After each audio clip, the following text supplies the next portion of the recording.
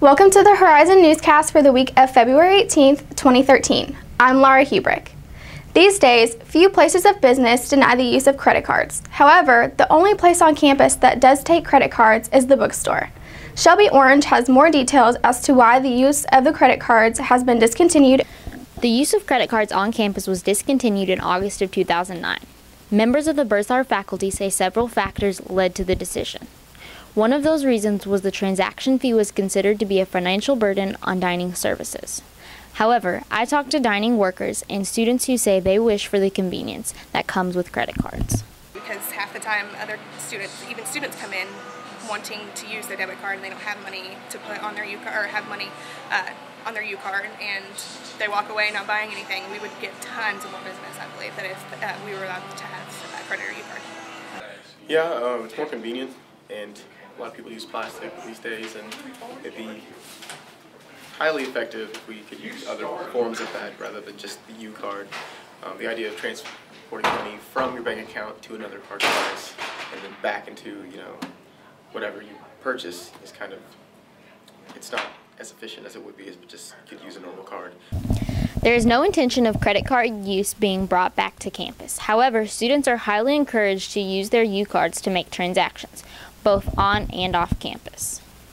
There is a list of off-campus vendors on the Bursar's website at ius.edu/ucard. The website also has a link to show students how to set up their U-card accounts. Managing time can be difficult for students. The average number of credit hours a student takes a semester is 11.025. Kate Smith tells us how some students balance the scales. Many students have to balance school, work, a social life, and sleep, but finding the time for these things can be tricky. According to sleepfoundation.org, you are supposed to get 7 to 9 hours of sleep every night. Rob Shoemaker, a general studies junior, talks about how he works sleep into his schedule. I really don't. I don't get much sleep. I work about 25 hours a week, and I take 15 credit hours, so really I don't. Many students work along with going to school. Caitlin Stonecipher, a biology sophomore, tells us how she works and attends school and balances both. I open the coffee shop every morning and then work for a few hours and go to class. And I'm up to midnight, 1 o'clock every night, so I get about 6 hours of sleep or 7 hours every night. But it's the price you pay, I guess, for going to college. And if college wasn't hard work, then why are you here? Patrick Fawcett of the Registrar talks about the obstacle faced when trying to graduate in 4 years. Yeah, it probably is a pretty common concern. I would say it definitely is a common concern for students. How do you balance school with work and life and whatnot? I think that there, obviously, at a time there was a time when getting done in 4 years was what you did, but that's just not the case anymore. And a lot of that is again because having to get out there and work and pay for your for tuition and whatnot. And I know that that's a lot of our students. While it's hard for some students to manage all aspects of life with school, remember to get enough sleep and to keep track of your busy schedule. IUS has recently begun a new program to keep students safer on the roads. The program focuses on texting while driving and driving under the influence. Affected by the recent passing of an IUS student in a car accident, the Chancellor teamed up with the SGA to try and prevent further tragedies from affecting the IUS community. SGA member Jeremy Eiler talked about the new safety initiative to try and keep students from texting while driving. The initiative focuses on informing the IUS community about the dangers of driving while distracted. According to the National Safety Council, there are about 1.6 million car accidents per year that happen because of texting. It is a trend that is on the rise and one that is becoming more dangerous than driving while under the influence. Like many IUS students, Rebecca Snodgrass admits to texting while driving, but it is something that has gotten her into trouble. Snodgrass said that she was in a car accident that was the fault of the other driver, but when her phone records were checked, it showed that she had been texting on her phone before the accident and received a fine. According to SGA member Drew Apple, the initiative will also focus on driving while under the influence. Apple said that sometime in March, the SGA and the IUS Police Department are going to have an event in the cafeteria during lunch where students can put on goggles that will simulate the effects of driving while intoxicated. Apple said that most people don't think that their driving is impaired after a few drinks, but the goggles show how they really are affected.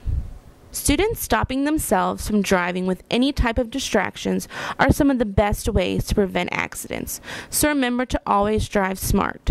I'm Callie Schmucky with the Horizon. The SGA is trying to organize different safety demonstrations throughout the semester. For more information, please check the campus calendar or stop by the SGA office. The State of the Union address had the Senate steaming with all of the proposals President Obama is making. Some of the hot-button topics were gun violence control, immigration reform, early childhood, and post-secondary education. Obama has a plan to make higher education attainable to all people, no matter what their demographic. The Republicans in Congress are loudly questioning where the money is coming from. Jody Hamilton attended the watch party sponsored by college Democrats to talk to IU Southeast students. Megan Staten says, why the early education issues President Obama is trying to get passed are imperative as a future elementary educator. As the elementary ed major, I think it's really important that all the kids come in kind of with a background of, just some basic skills that they've learned across the board, and that they all are kind of in the same boat so they can start out their education well. Lindsay Cooper, College Democrats Vice President, said, what issue was the most important to her? Tonight, the College Dems put on a watch party for the State of the Union address, which is required by law in the Constitution that be given with each term. And it was just an attempt to get people together to be more aware of what's going on and what Obama plans to do in his second term. Our actions will not prevent every senseless act of violence in this country. In fact, no laws, no initiatives, no administrative acts will perfectly solve all the challenges I've outlined tonight. But we were never sent here to be perfect. We were sent here to make what difference we can, to secure this nation, expand opportunity, uphold our ideals through the hard, often frustrating, but absolutely necessary work of self-government. I think the biggest issue with making college more attainable would be the price of it, because right now the price is just skyrocketing every year, and the higher it gets, the harder it is for people to get into. Even with financial aid or loans, I mean, you're buried in loans by the time you get out of college, and that's just unacceptable, especially to be the United States. Jody Hamilton, The Horizon.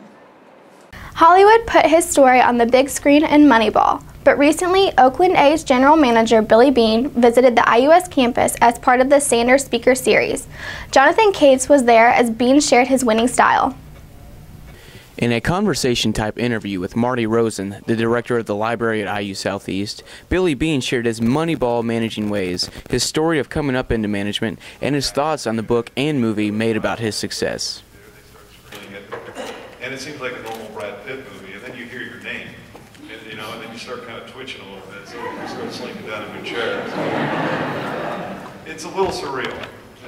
Joey Harness, a psychology senior, said that he was impressed with Beane because he doesn't look at a player's name. He only looks at their stats. He also liked how he was hands-on with his players and developed friendships with them. I like that he was hands-on because, like a lot of the teams, their GMs, they don't ever talk to the players. They're almost, they really never communicate with them, and they're almost above them. Like, it's more business, and they don't never see the GM. Because guys like him, and even basketball, Mark Cuban, a lot of guys like him because he watches every game. He's in the front row and he's into it. One audience member asked Beane what it takes to get a job in the front office of an organization.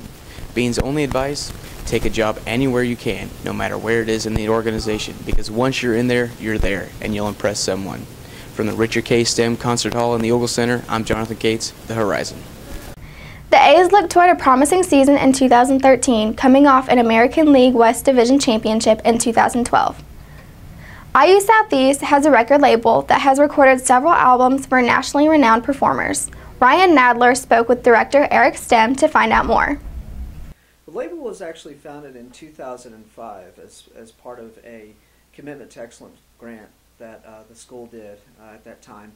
And the mission of the label is to actually discover, record, and disseminate music of our time. A variety of performers have appeared on the record label.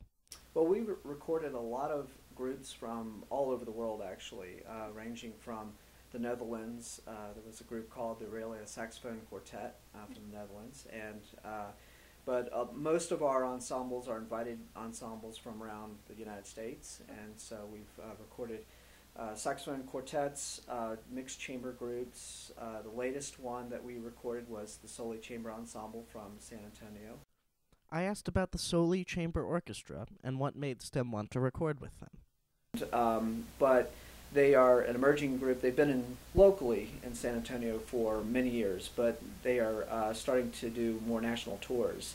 And so when I found out about them, the sound that they achieved as their quartet group, and so, but even with a small number like a quartet, the sound that they were able to achieve with their group was phenomenal, and so I had to sign them. Stem says he would like to record more students on the label.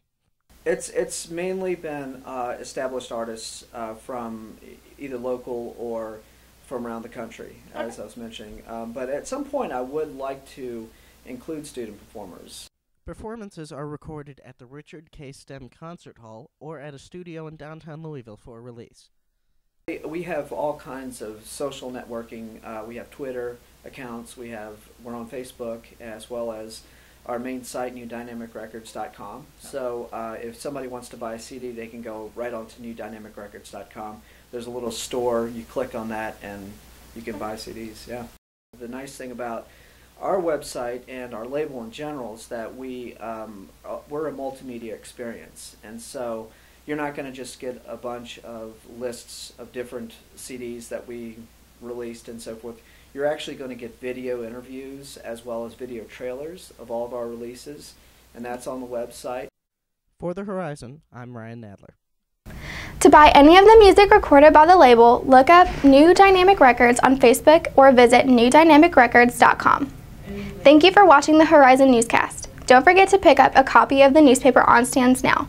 For more on all things IU Southeast, visit our website at iushorizon.com. Again, I'm Laura Hubrick. Have a great week.